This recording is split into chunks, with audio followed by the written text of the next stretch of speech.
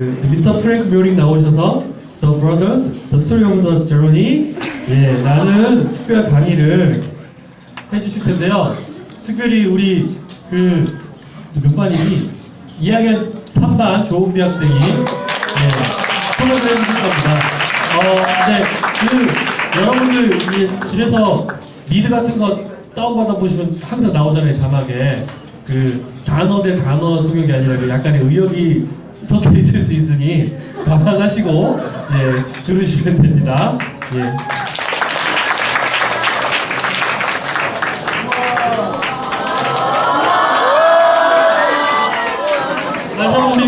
우리 미스터 프랭크 묘링 큰 박수로 그리고 우리 조통역 큰 박수로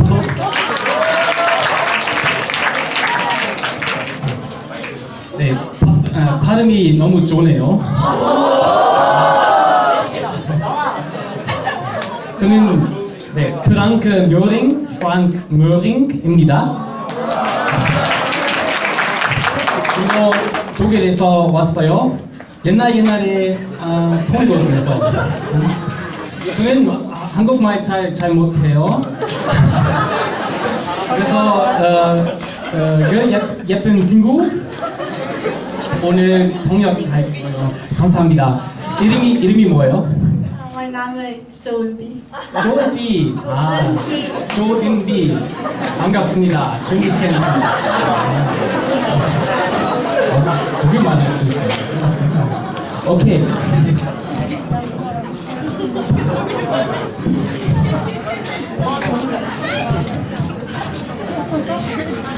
Maybe we can turn off the light and we can see the presentation a little better.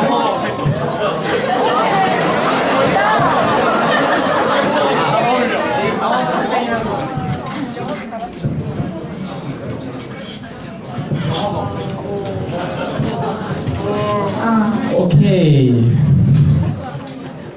형제, brothers. Today I want to give you an East German perspective on unification. 안녕하십니까. 저는 오늘 동부의 관점에서 통일에 대해서 말씀드리고 싶습니다.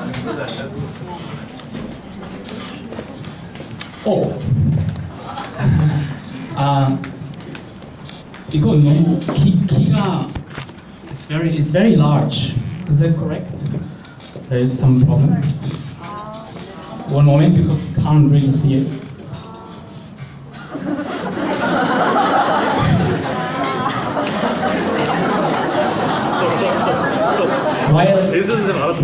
While it is going to be fixed, I will just continue talking. Yeah.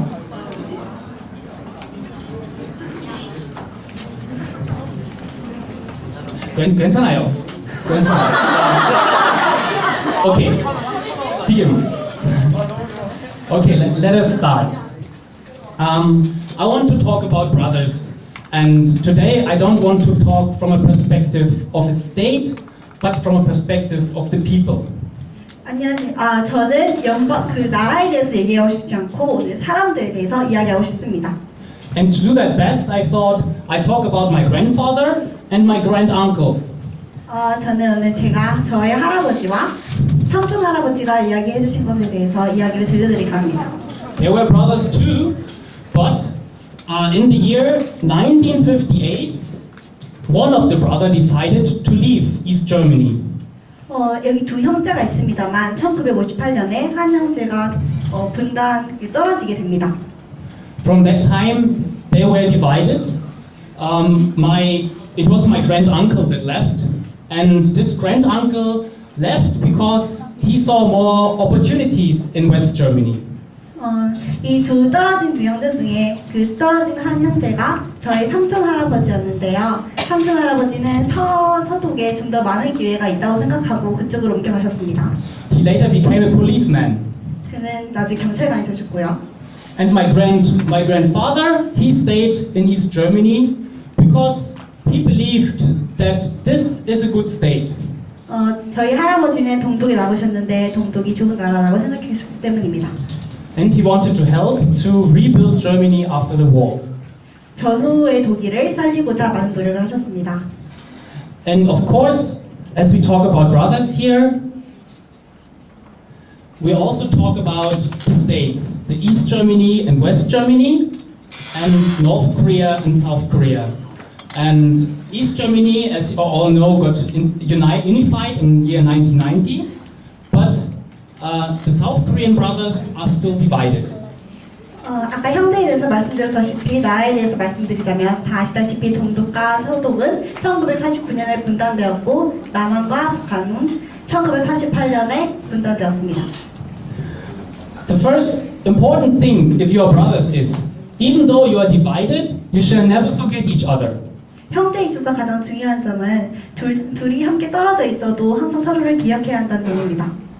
And even more important is that you know each other, know your brother. Do you know North Korea? What is the first thing that comes to mind when you think about North Korea?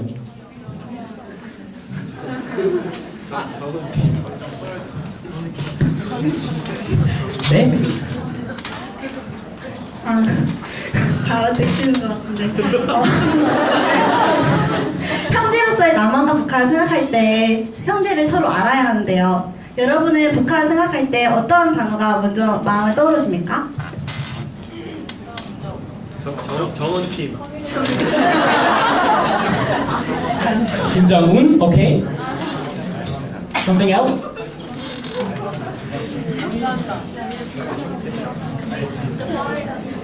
The father. Oh, okay. The political leaders are very famous. When I first thought about North Korea, I thought about. Oh, 죄송합니다.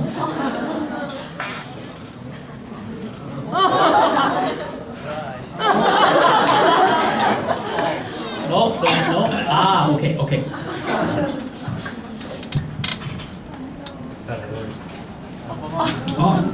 이거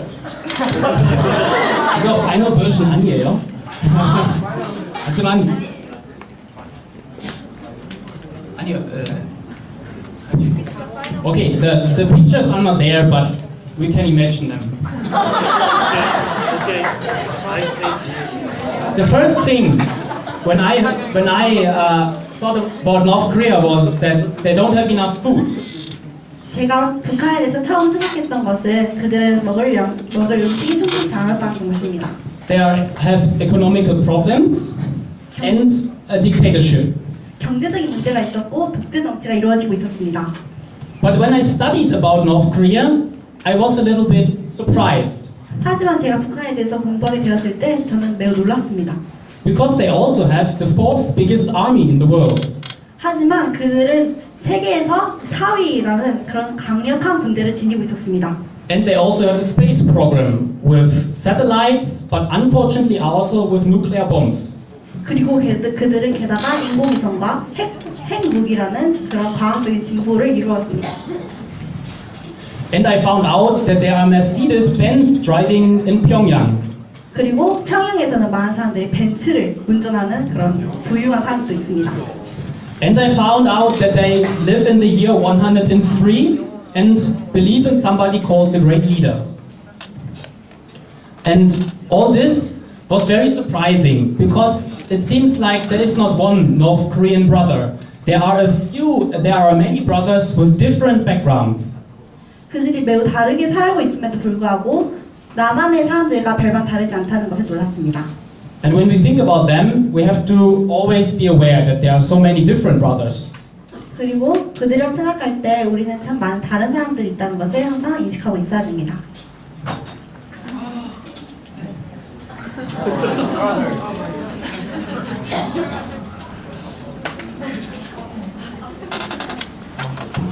Which button do I have to push? I'm always pushing the wrong one, obviously. The right, right? But when I push it, it happens.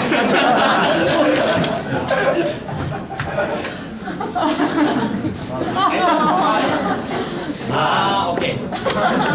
Okay. Now, did the West Germans know the East Germans? Well, I can tell. 사람들은 동독 사람들을 알고 있었을까요? When the West Germans thought the first time about the East Germans, they usually think about bananas. 서독 사람들이 동독 사람들을 떠올릴 때면 바나나를 제일 처음 떠올리곤 했습니다. Why bananas? Because there were not many bananas in East Germany. 왜 바나나고요? 동독에서는 바나나가 많이 생산되지 않기 때문입니다.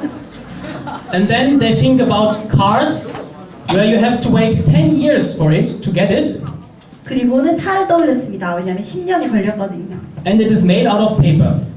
그리고 이것은 종이로 만들었습니다. 맞아요. 맞아서 paper. 종이.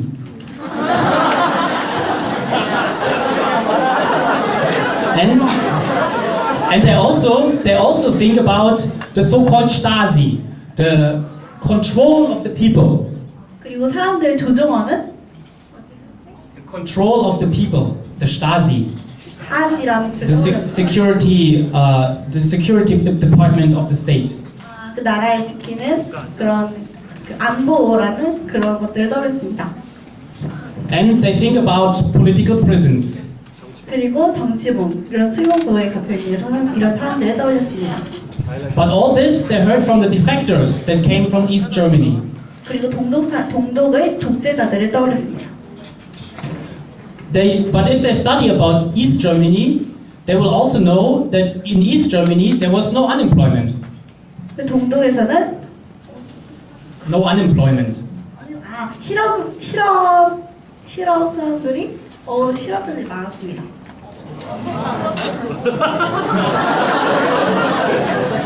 And there were no beggars in East Germany. Everyone had food and social insurances. 그리고 거지들이 없었습니다.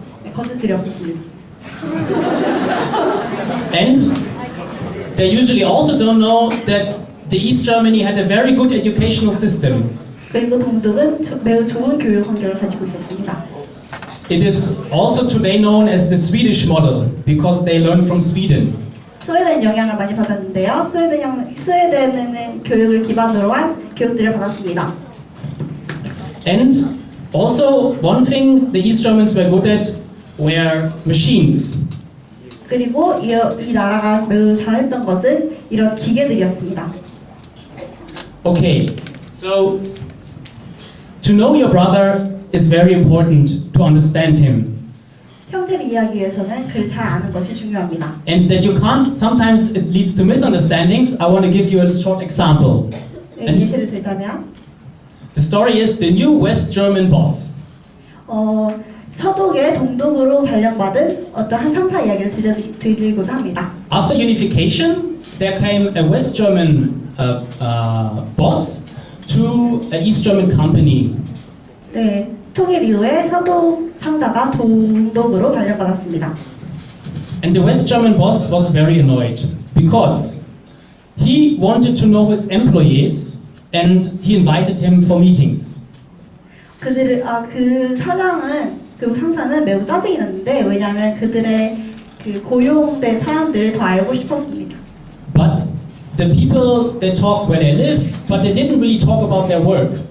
하지만 그들은 정작 일에 대해서 얘기를 하지 않고 열정적으로 보이지 않았던 것입니다. But what they talk about is they complained. They complained a lot about him and the company.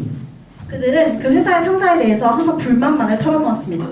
But also the East Germans were not so happy. 하지만 동독 그 직원들조차 그렇게 행복하지 않았습니다. They thought the new boss is very arrogant. 그들은 새로운 상사가 매우 거만하다고 생각했습니다. And also they felt like maybe he did something wrong because why does he come so far to East Germany? 그 상사가 이렇게 동독까지 이렇게 멀리 오게 된 이유가 그 서독에서 잘못된 일을 해서 왔을지도 모른다고 생각했습니다. To understand this, you have to know. Now is the question why? Why do they not understand each other? The first important thing is let's start with the employees. Why do they think he's arrogant? In East Germany, till today, it is custom to shake hands when you meet each other. You just go like this and you say hello. 이런 상황을 이해하기 위해서는 서로의 각자 다른 문화를 이해해야 하는데요. 동독 사람들은 아직까지도 서로 만날 때 악수를 하고 이렇게 그 가벼운 인사를 하는 게 전통적인 관습입니다. But in West Germany, it is not common anymore to say hello always with the hand.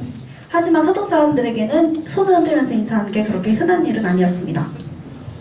Then the second thing is, why do they think so? He's a robber or he did something wrong.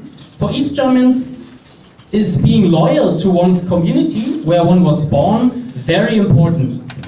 그들이 새로 청사가 예전에 있던 곳에서 죄를 짓고 오게 된 이유, 죄를 짓고 왔을지도 모른다고 생각할 수 있었던 이유가 동독 사람들은 자신이 속한 집단, 자신이 태어난 곳에서 매우 충성스럽게 일을 하고 있고 거기에 대한 소속감을 매우 많이 갖고 있었기 때문입니다.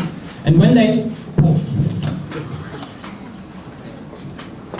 they asked the boss, why did he come to East Germany? He often only told them, well, the company boss sent me. 또 그 직원들이 상사에게 왜 당신이 동독에 왔습니까? 라고 물을 때는 항상 그냥 회사가 보냈어요 라고 답하곤 했습니다. So what they thought is that, or probably he did something wrong where he comes from, and that's why he went so far, leave his family behind and his community to work here. 그래서 저 상사는 원래 저 사람이 온 때부터 온 곳에서 뭔가 잘못된 일을 하고 이렇게 멀리까지 왔구나라는 생각을 갖게 되었습니다. Then let's find out why the East Germans are complaining so much. 그럼 이제 동독 사람들이 왜 그렇게 불만을 가지고 있는지 살펴봅시다. It is because East Germans were not allowed to complain about their state, so they used all their complaining for work. 왜냐하면 동독 사람들은 그 나라에 대해서 불평을 하는 것은 잘 허용이 되지 않았고 그 불만할 것을 회사에 그리고 그 상사에게 불만을 하는 것으로 대체했습니다. And why did he not find out what his employees are doing? Because for East Germans, it is very unusual to sell themselves. If they are asked, what are you good at? They usually don't have an answer. They just say, oh, I can work. 그리고 그 상사가 그렇게 거만하게 보였던 이유가 동독 사람들은 흔히 자신들을 PR하지 않고 자신의 그 장점들을 보통 잘 드러내지 않았기 때문입니다. So for them, to do something is more important than to talk about it.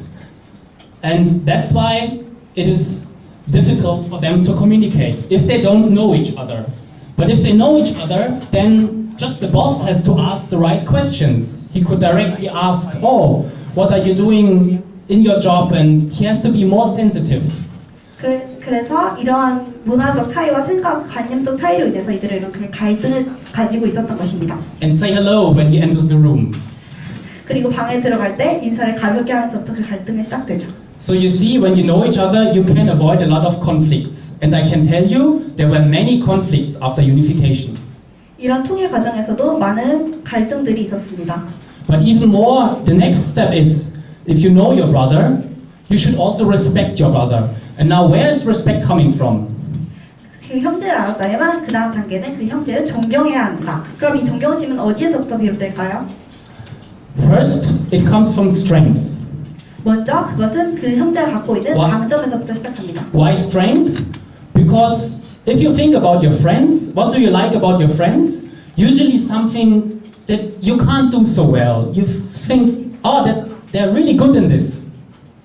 그러면 이 강점이란 무엇입니까?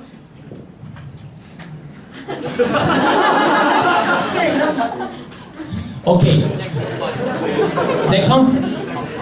Respect comes from strength because you look up to somebody else. And this is often because he's good in something.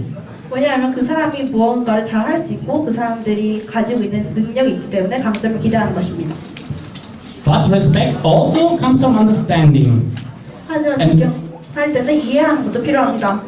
And this comes also to cover the weaknesses. Because as we have seen in the example before, that we have differences and it is important to understand them to find a workaround. 그리고 이런 강점들은 약점들을 보완하는 데도 사용할 수 있습니다. Now, if you know your brother and if you have respect for him because he's good in something, and for example, for the East Germans it was they're good in complaining, and complaining can help the company to become better. 그리고 이 형제를 알고 그를 존경했다면 예를 들어서 동독 사람들이 불만을 표출하는 잘해서 그 회사를 발전시키는 데 도움이 될 수 있습니다. Then you also can know how to involve your brother. So, and this is the question, how can unification look like? 그리고 그 다음은 그 형제를 자신이 하는 일에 관여할 수 있도록 돕는 일입니다. And there are three possibilities. The first is one side takes over the other. The second, both sides try something completely new. So it is not South Korea, it is not North Korea, it is the Middle Korean Empire. 그리고 통일을 할 때 있어서 세 가지 형태로 나타날 수 있는데 그 첫 번째로는 한쪽을 완전히 우세 자리에 서서 따라오게 한 것이고 두 번째가 두 집단이 완전히 다른 서로 완전히 다른 한 집단으로 같이 새롭게 만들려고 노력하는 것입니다. And the third is, of course, you can always try something in between. 그리고 세 번째가 가장 타협점을 잡고 그 가운데로 나아가려고 하는 노력입니다. So what happened in East Germany and in Germany in general? You probably have heard that before, but Germany decided for number one. One side took over the other. 그럼 동독은 통일할 때 어떤 형식을 택했을까요? 바로 첫 번째인데요. 한쪽이 한 편을 우세한 입장에서 같이 따라가게 했습니다. When I'm today asked what is the biggest mistake in German unification, then I would say it was that West Germany simply took over East Germany without considering the interests of the East German people enough. 독일을 통일해서 찾을 수 있는 문제점은 서독이 동독을 같이 데리고 가는 그런 동독의 이익이나 이런 의견은 약간 배제한 채 자신의 입장에 따라 따라오게 했습니다. Basically, they only asked the question, do you want unification? 그냥 단지 너 통일 원해? 라고 물었을 뿐이죠. And the East Germans said, yes. So that seems easy, but I give you another example. What if I would ask you, do you want an ice cream? 제가 아이스크림 먹을래요? 라고 물어본 것으로 예시를 들 수 있는데요. Most people would answer yes, yeah. But then you might be very surprised when I'm telling you, oh, I like this ice cream, here, eat this. You cannot choose which flavor you like. It's impossible. I just give you the ice cream I like. 하지만 여러분이 아이스크림 원한다고 해도 지금 제가 당장 바로 주면 놀랄지도 모릅니다. 제가 언제 드릴지 모르기 때문입니다. Would you like that? 그러고 싶으세요? So I think listen to what somebody else has to say and to think so you make together a decision is very important. 다른 사람에게 의견을 물어보고 같이 하는 것이 중요합니다.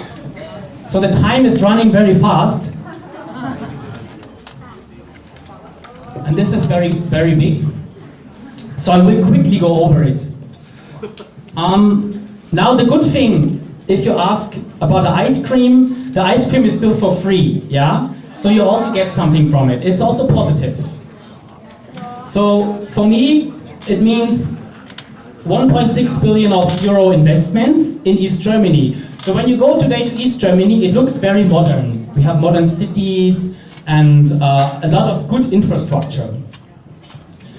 And also, nowadays, we don't need to worry about bananas anymore because we can buy them anywhere we want. The next thing, of course, democratic freedom. We can now vote and choose the government we like. And I can tell you, East Germans vote very different from West Germans. 이제 독일에서는 민주적인 자유가 있고 자신이 뽑고 싶은 대통령을 뽑을 수 있습니다. We also have a party that used to be East German party before unification, and it is still a party in nowadays Germany. 통일 전에 있었던 동독의 정당도 여전히 현존하고 있습니다. And of course, freedom of travel. Otherwise, I could not be here. 여행의 자유도 허락되었는데요. 그렇지 않으면 제가 여기 있을 수 없었겠죠. However, on the contrary, 64% of East Germans still feel as second-class citizens. So, now why is that? You would probably ask. It's so nice in East Germany now, but what happened? 하지만 반대로 동독 사람들, 64%의 동독 사람들은 자신들이 2급 시민 계층이라고 느끼고 있습니다. the biggest problem was that the industry in East Germany just collapsed. 70% of all industry was gone within 1 year. 게다가 동독의 70%가 넘는 산업들이 지금은 몰락했습니다. The next biggest problem is the social divide that comes with it, because a lot of high unemployment rates are in East Germany till now. 게다가 이것으로부터 비롯되는 사회적 양극화 이런 문제들이 초래되고 있습니다. It's 10% in East and 6% in West Germany. And another big problem is the demographic movement. Because, for example, in my hometown, my time is over. But I will quickly finish, 1 minute. In my hometown, there used to be 40,000 people, and now there are only 20,000. So half of the people only stayed in my hometown. 제 고향에서는 3만 명의 사람들이 살고 있었는데 지금은 1,000명밖에 남지 않았습니다. 얼마나 많은 사람들이 서독으로 옮겨오는지요. And many people that are left are old people, and this is a typical symptom for East Germany. Many old people, not very many young people. 그리고 동독에 남은 사람들, 남은 사람들조차 지금 나이가 많이 들었고 젊은 사람들은 거의 없습니다. And the very last thing, but the very important thing, is an identity problem. 그리고 가장 중요한 것은 자신의 정체성 문제입니다. And this comes from the takeover unification, because the East Germans are kind of lost. They do not really feel belonging to West Germany, but also the East Germany is not existing anymore. 그 동독 사람들이 자신들이 느끼는 자신의 정체성에 대해서 많은 혼란을 겪고 있는데요. 자신이 서독에 완전히 속한다고 생각하고 있지 않기 때문입니다. And the West Germany tells them now that their system was very wrong, and that it was not a good system. 그리고 서독 사람들은 지금 동독 사람들에게 말하고 있습니다. 당신들의 시스템은 옳지 않았습니다. And it is true that there were a lot of things wrong in East Germany, but very important is you can never ask your brother to hate his childhood. 동독 사람들의 그런 정책들이 틀린 것은 맞았지만 당신은 당신의 형제에게 너의 유년 시절을 잊어버리라고 싫어하라고 할 수 없습니다. It's important to know that even you live in a dictatorship, you still can have a happy childhood. Or let's say your memory will always be happy. 당신이 비록 독재 정권 아래에서 살았다고 할지라도 당신의 유년 생활은 항상 행복하게 기억될 것입니다. Because luckily we tend to forget the bad things and remember the good ones. 항상 나쁜 것은 잊어버리고 좋은 것은 기억해야 하기 때문입니다. And nobody, of course, choose to be born in East Germany. Also, as you are, you could have been born in North Korea. 동독 사람들 그 누구도 자신이 태어날 것을 미리 자기가 정하지 않았고 여러분이 북한에서 태어났을 수도 있습니다. Okay, and for Korea, to avoid this situation, I want to give you my last 3 hints. 북한에 대해서 3가지 힌트를 드린다면 한국의 경우 And those are know your brother, respect your brother, and involve your brother.